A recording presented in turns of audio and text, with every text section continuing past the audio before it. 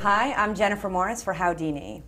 When a woman reaches menopause, is it really harder to lose weight, or does it just seem that way? We're here with Elizabeth Sommer, who is a registered dietitian and the author of 9 popular nutrition books, including Age Proof Your Body, something we would all like to do. Welcome, Elizabeth. Nice to be here. So what is it about menopause that causes weight gain? Well, wait a minute. I think that's an assumption that begs to be questioned.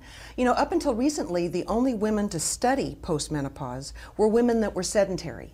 It's only been in the baby boom generation that we're starting now to get women that are vigorously active after menopause. And what we're finding is that those women don't necessarily gain weight, or at least not as much as we thought was inevitable. So I think this myth is beginning to be popped. We're finding that it's more about lifestyle than it is necessarily about body chemistry. Now, this is good news. Now, does a woman's metabolism slow down after menopause, or does it stay the same? Or well, a little bit of both. Actually, and it starts a lot earlier than menopause. Starting in our 30s, we begin trading muscle for fat. I've noticed that. Yes, at about a rate of about 1 to 2% loss of muscle every decade, which equates to about 5 to 10 pound muscle loss. As you lose muscle, that's the active tissue that burns calories even when you're sleeping, you start putting on the inactive tissue, the fat tissue, which doesn't require any calories at all to maintain. So by the time you hit menopause, you've got about 15, 20 years, unless you've been vigorously active, to start making this trade-off, losing the muscle, gaining the fat. So by the time you end up postmenopausal, you're saying, hey, my metabolism is slowed, and I can't even look at food without gaining weight.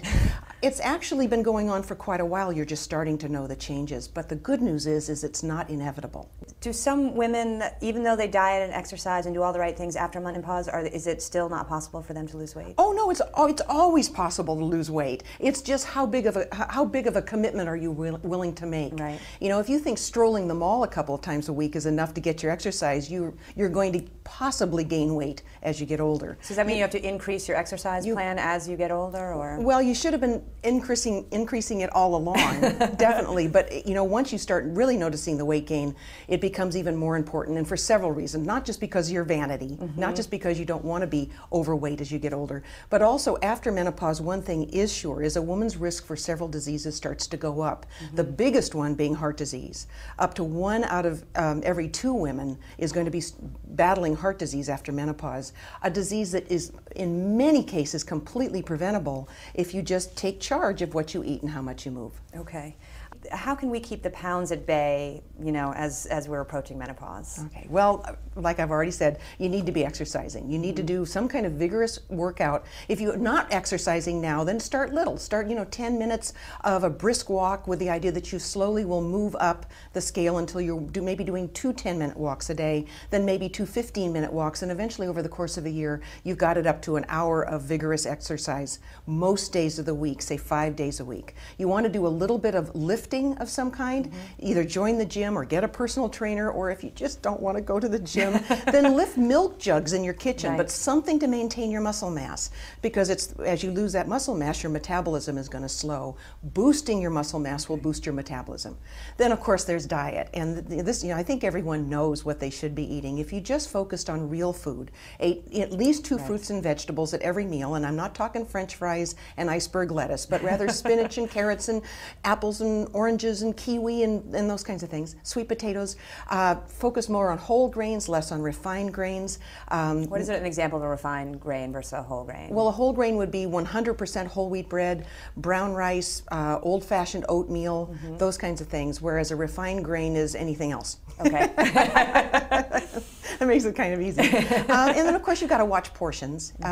Get the scale out, get the measuring cups out. A serving of that pasta should be half a cup to a cup, not 8 cups. A serving of meat should be 3 to 4 ounces, not a 16-ounce steak. So portion sizes are going to be important. If you're out and about, is there anything you can do on the fly for portion control to sort of eyeball something? Do you have any little tips for that? Well, a serving of meat should be the size of a deck of cards or the palm of a woman's hand. Okay. A serving of pasta should be no bigger than your fist. Okay. Vegetables, you can't get enough vegetables. Just keep them coming. Pile them on. Just make sure that they're steamed, raw, grilled. They're not battered and fried or sautéed in butter. Salad, The bigger the salad, the better, as long Okay. as it's all lettuce and carrots and the dressings on the side. Excellent. Thank you so much, Elizabeth. Sure. I'm Jennifer Morris for Howdini.